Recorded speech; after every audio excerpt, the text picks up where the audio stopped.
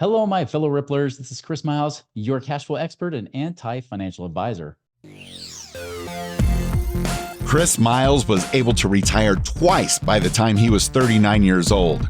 But he's not content to just enjoy his own financial freedom and peace of mind. Chris wants you to have your own ripple effect so you can live free today. He's not the financial advisor you expected. He's the anti-financial advisor you deserve.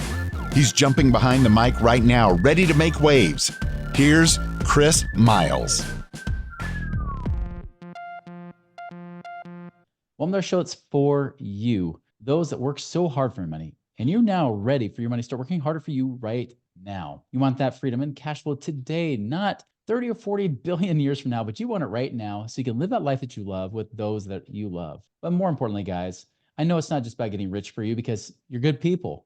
And naturally, as good people, you don't want to just get rich for yourself, but you want to create a rich life so that as you are blessed financially, as you're no longer living paycheck to paycheck, and you don't need that job, you're now work optional, you now can bless the lives of those that are around you too.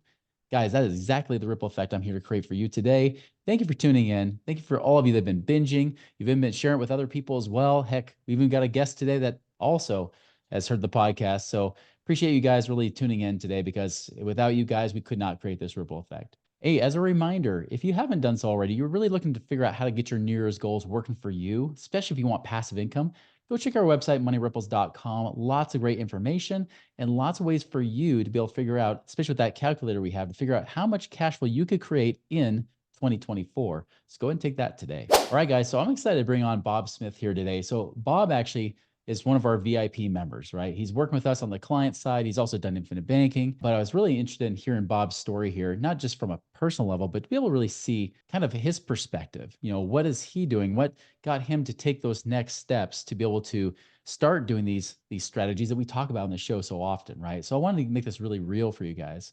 Just to let you know a little bit about Bob here. Now, Bob is out and he's been in the, he's got the co-owner of Michelle's Products that's on Amazon, as well as going on Walmart.com. At the same time, he's also been in the Louisiana and Texas Army National Guard, coming on retirement in just a few months here. So really excited for him that way. He's been doing alternative investments really since 2016. Some of these things like private lending and whatnot, working as a scientist in environmental engineering and things like that. So really excited to have him on today. So Bob, welcome to our show today. Thanks for having me. So give us a little bit more of your backstory. Tell us more about who Bob really is. Bob, born and raised Louisiana. Just a simple guy. That's all there is to it. I'm not anything fancy. I'm one of those guys that nothing came easy to me. Everything it seemed like was always harder for me. I always had to work extra hard to learn it, to get involved. Yeah, that's pretty much me. I grew up in a small town, Louisiana, and just moved to Texas in 2000, got married, and been married since then in 2024. Yeah, going on 24 years of marriage. Congratulations. That's great. So basically, since I moved to Texas, I've been working for consulting firms, like you mentioned earlier, and I've always been striving to do what I'll just call his name out, call it the Dave Ramsey method. Always put your money away, always strive to retire. And I follow those business models. Since 2001, I started investing in the stock market, and I've always heard these promises from brokers and from everyone about, if you put this much money away, you'll get this much money in return.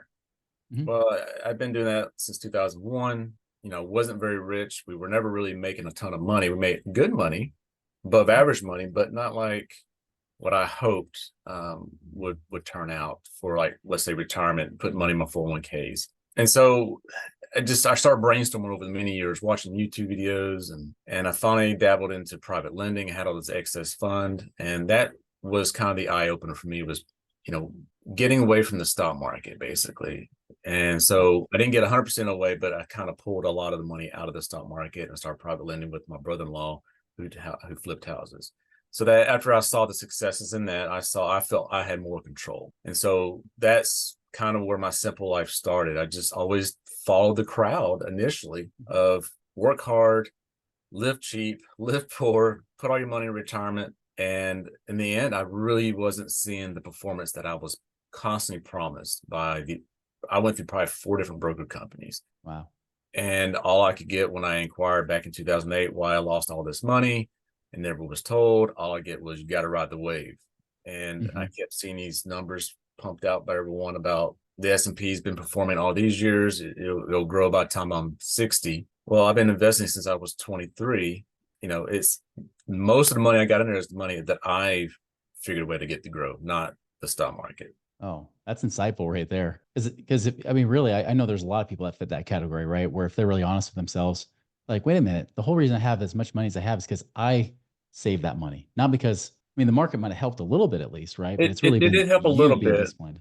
It did help a Yeah. little bit. I took advantage of 9/11 when the Yeah. market crashed. I took advantage of that. I took advantage of COVID on a little bit things here and there, but it's too. I just see more people in my life, and it might be different from a lot of people, but I see more people in my life where they're about to retire and they had to come out of retirement because of the stock market, because of the crash, and because the number one thing that I noticed was they didn't have control. Right. They were just being told what to do and follow the crowd. And then the number one thing that kind of caught my eye when I would go meet with these brokers and I present my financial records and my money that I have that I'm trying to get to grow, they were, hey, you're doing better than 85% of American people. Mm-hmm. And that kind of was an eye opener. And that's when I kind of started looking into private lending. What got you that faith to do something like that? Because that's a big leap to go from, saving, following financial advisors, following Dave Ramsey, to all of a sudden not just investing in alternative investments, right? With someone that maybe had many years of experience. You actually put it with your brother-in-law flipping proproperties, which is even higher risk in some ways. Yeah, correct. So the difference that I noticed was tangibleness, physical assets. He hit me up a few times a couple years prior to that, and I didn't feel that he was ready to do that personally. But eventually, I pulled the trigger with him. And what kind of was the eye opener was sitting down, reading up on like it's a physical piece of property as opposed to a piece of paper or part ownership of Apple or any kind of stock company.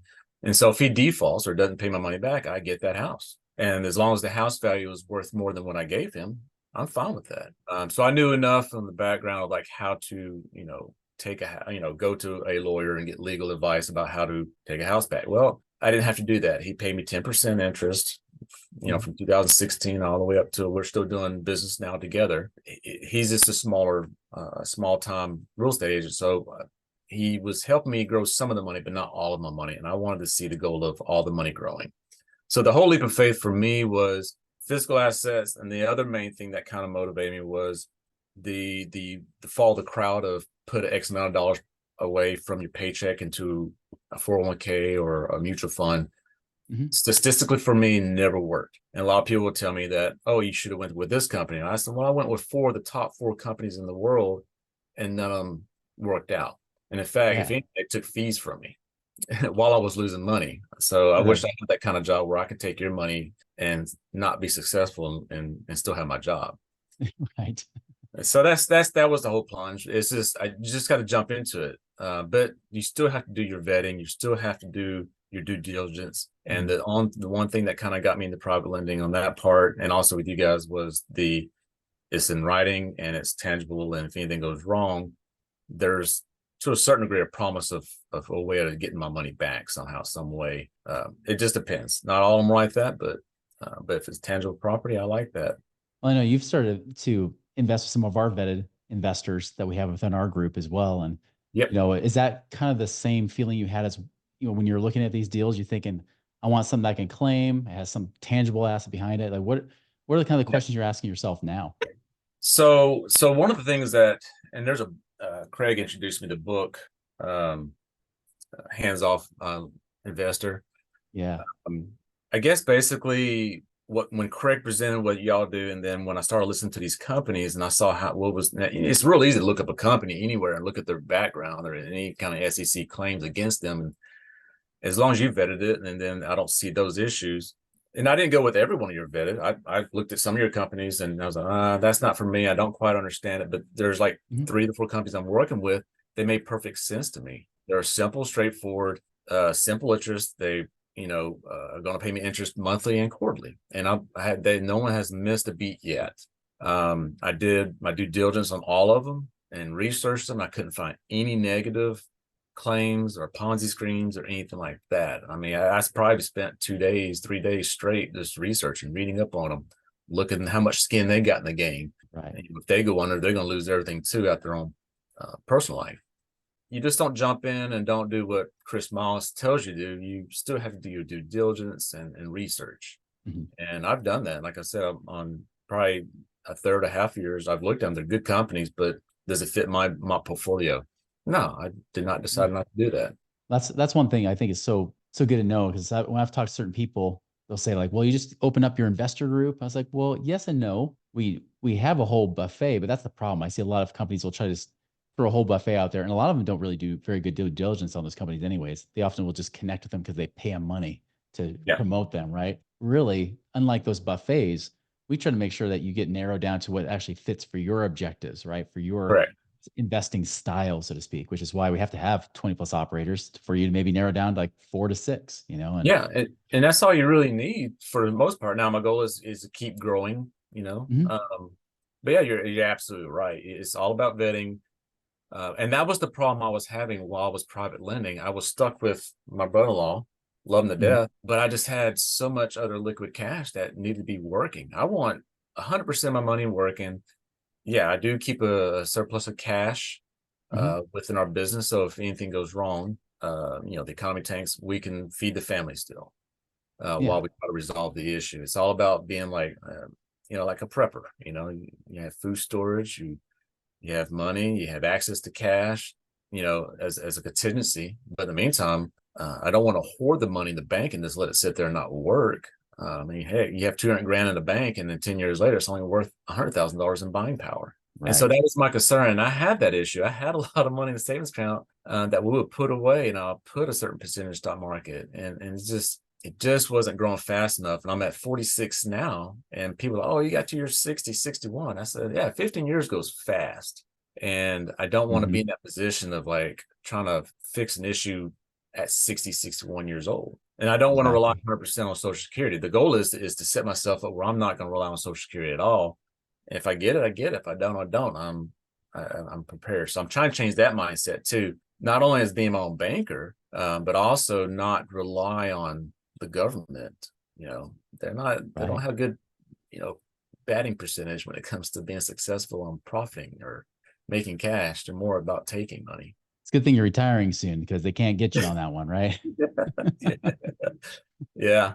In fact, I'm taking all that money and it's constantly being reinvested. It never really goes to a bank. And that's how I'm funding the my whole life Yeah. is through my military paychecks are paying for my whole life premiums. And as it grows and as my cash value grows on my whole life, then I'm immediately pulling that cash value that I'm allowed to borrow against and investing with you guys. And so I've Yes, got there is a. Mhm. yeah, and I've got a combination. Got my board of multiple all the companies I got listed where I got cash, and it shows where I've got liquid cash with these guys, and I actually have a WL for whole life. This is whole life money, so if I get paid 12% interest, all I got to do is subtract what the interest that I borrow against, and that's my profit. And so Right. that's on it's this whole numbers game. It's real straightforward and easy. Well, you kind of brought up an interesting point that I never considered before, is that, we talk about the ripple effect on the show a lot, right? And, you talk about, well, the government, if they can't spend their money really well, at least whatever money there's in quote unquote investing in me, at least I can then invest that, make it bigger and better, right? Which now Correct. it's kind of making me feel even a more of a responsibility for this ripple effect. Because if we can get the government money, even if it's being blown and crappy stuff, which, anytime you want to make something more expensive, just give it to the government. They'll Yep. find a way to make it double the price, right? But for the fact that money gets invested in someone like you take that money, you make more with it. You become a wise steward of that money. Just gets Yeah. better. That's Yeah, that's awesome. and I feel bad. Like I kind of I've been a little bit frustrated with, like, for an example, the school system or just basically the American way of life, keeping up with the Joneses. Yeah. I think that if we can re-educate ourselves, or I took the initiative to re-educate myself and my children that when you get a paycheck, be wise with it. Spend your money wisely. Spend what you want. Get your needs, not what you want. But put that money to work, and it's nice. And so even within a few months of working with you guys, it's been a blessing in disguise, because the goal was on my end is with my whole life for the past few years, I always poked fun at myself, and my wife will poke fun at me too. So all that premium you put in that whole life, that's a lot of money you put in there to pay your premiums that we could play with. Mhm. So I set small goals. And so, for an example, the money that I get paid by the military, I said, all right, that's covering my premiums for my whole life. Plus the money I pull money out from the business to pay for my premiums. And the goal was to take this excess money and whole life cash value, but all this excess money that has sit in a bank account still, and put that to work. And the goal was to cover, my first goal was to cover my annual premiums with the other money. Mm-hmm. So the interest that I'm getting paid monthly and quarterly is now actually, I've already in a few months has already covered the cost of my premium. So not only am I paying my premiums annually and the cash value growing and the death benefits growing on one end, on the other end, I'm receiving cash flow monthly and quarterly to cover that. So now I'm not short of money that's going towards my premium. Actually, it's a break even, and now I've got more money to play with. I can do two things with that money I can play with that's now being covered by the passive income that you guys have helped me acquire through these investments. Is I can reinvest it, or I can play with the money. The end. Or I guess you make it a third one, emergency money. So well, and you brought up, and that's a great strategy. That's one that I find that when we talk about it, it's the opposite of what you hear from a lot of the other infinite bankers out there, right? When they're teaching that strategy, because a lot of them will tell you, hey, just scrap together whatever little scraps you have and just throw everything in here and make it a bill pay account, right? Like pay your bills with this and all that kind of stuff. Where we've even had people come to us with that perspective. Mm-hmm. They'll say, oh, so I'm just supposed to take all of my money and throw it in here and then I invest it? No, actually you put some of your emergency fund in there, maybe for the first few years, but really you're going to be investing your money in that first year or so, getting that money paying you cash flow. Then that helps fund the policy for you so that it doesn't have to come out of pocket, right? It's and not to mention, it's still, even though it might feel like an expense, the truth is almost all of it's going to cash value anyways. And after a couple of years, it does go to cash value. So it's really just a savings account you're just building up into to then reinvest and make more with it and just get that acceleration cycle happening as it builds faster and faster. And that's what it is, all about the acceleration. So the first, I think I've seen people and talk to people about the whole life, and they kind of like, oh man, that's a lot of money putting away. I said, yeah, but here's what I'm going to be doing with that money, or this is what it's going to be doing for me on the back end also. And so once I explained it, oh, okay. And so it's all about, the way I look at my life is like a graph. I always want to see my numbers game on my end to cover not only me and my wife, but also my children. And that's what motivates me, is my family. But I always want to see an uptrend graph. I always want to, as long as, I don't care if it's 2% growth, as long as it's growing in an uptrend manner for the rest of my life till I'm dead. And then the trust will carry over to the children, and then they do the same thing, hopefully. But that's how it's supposed to be for me, is an uptrend. I don't want to be receiving money and spending money and seeing my numbers in a downtrend, or even let alone a flat trend. Flat trend is better than a negative trend, downtrend. But yeah, exactly. The money should be always growing all the time, and stop keeping up with the Joneses and trying to get the bigger house. We are a very conservative living lifestyle. We don't buy lavish cars. I never bought a new car. Well, I tell you, we bought one when we first got married, and that was a mistake. We buy simple, used, good cars to get us around, and it saves us a ton of money. That's just the way we do it. A lot of people are like, oh, you need to buy new, but that's just, I don't want my money tied up in a house. I don't want my money tied up in a car. I don't like that. If I become a millionaire, then okay, I'll think about it then, but I'm not a millionaire technically. So yeah, that's not yet, but you're getting there pretty quick, right? I actually kind of surprised myself once I sit down with Craig and I was crunching the numbers. Like, oh, I got more cash than I thought. So, or worth more than I thought. So that kind of helped me motivate me too. And that kind of took the jitters off the plate. That's great.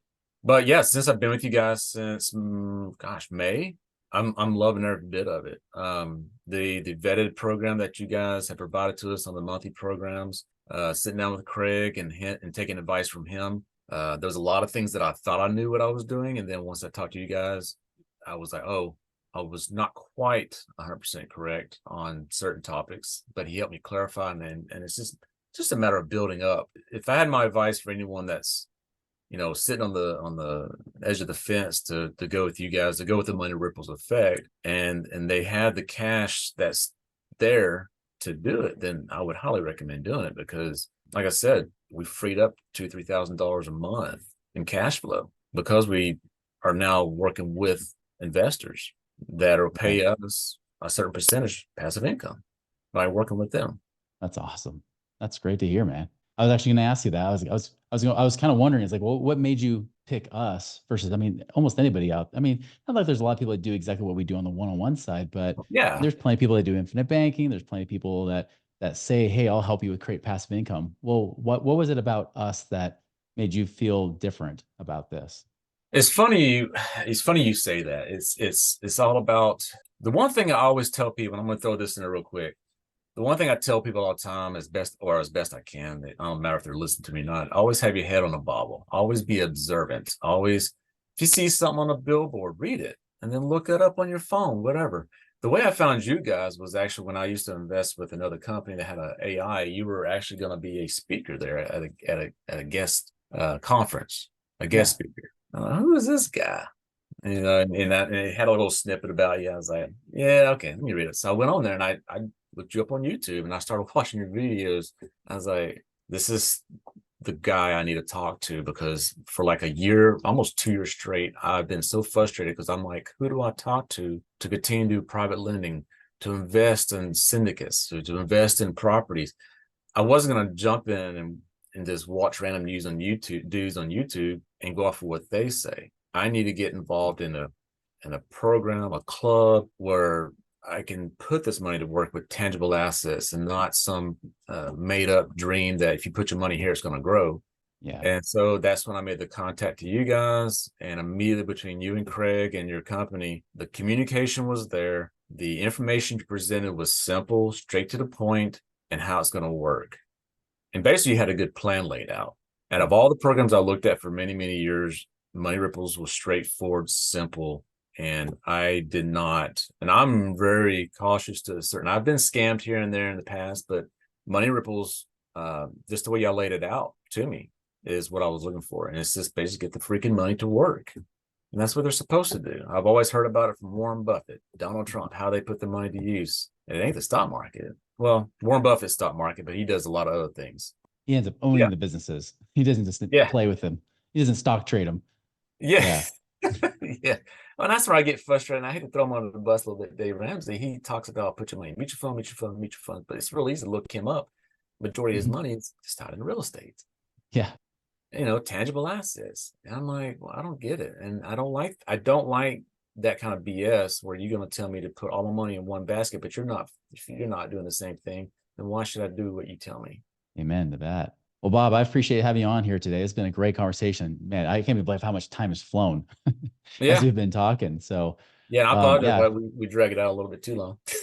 Yeah. I mean, you already gave some great nuggets. Any other last words of advice you would give anybody who's just on this journey? Maybe they're early on, maybe they've been searching. What would you recommend to them today?